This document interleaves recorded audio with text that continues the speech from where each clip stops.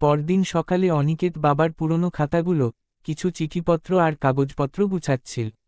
হঠাৎ একটা খামে কিছু ছেলেমেয়ের হাতে লেখা কার্ড দেখতে পেল।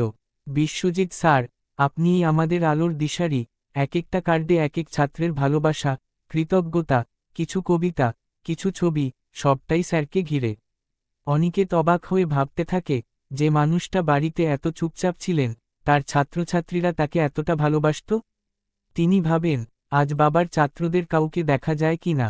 পাশের পাড়ায় পরিচিত এক কাকুকে জিজ্ঞেস করতেই তিনি বলেন, তোর বাবা শুধু শিক্ষক ছিলেন না অনিকেত, ওনার কাছে পড়ে অনেক গরিব ছেলেমেয়ে নিজের জীবন গড়েছে। কেউ আজ ডাক্তার, কেউ ইঞ্জিনিয়ার। তোর বাবা কারো কাছ থেকে কখনো টাকা নিতেন না, বরং বই খাতা কিনে দিতেন। অনিকেত থমকে যায়, সে এসব কিছু জানত না। নিজের বাবার জীবনটা কতটা অজানা ছিল তার কাছে। কাকু অনিকেতকে নিয়ে গেলেন পাশের একটা দোকানে।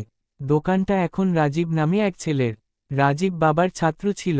রাজীব অনিকেতকে দেখে আবেগে বলল, স্যার তো আমার জীবনটাই বদলে দিয়েছেন। আমি তো পড়াশোনা ছেড়ে দিচ্ছিলাম। উনি বলেছিলেন, তুই পারবি, আমি বিশ্বাস করি।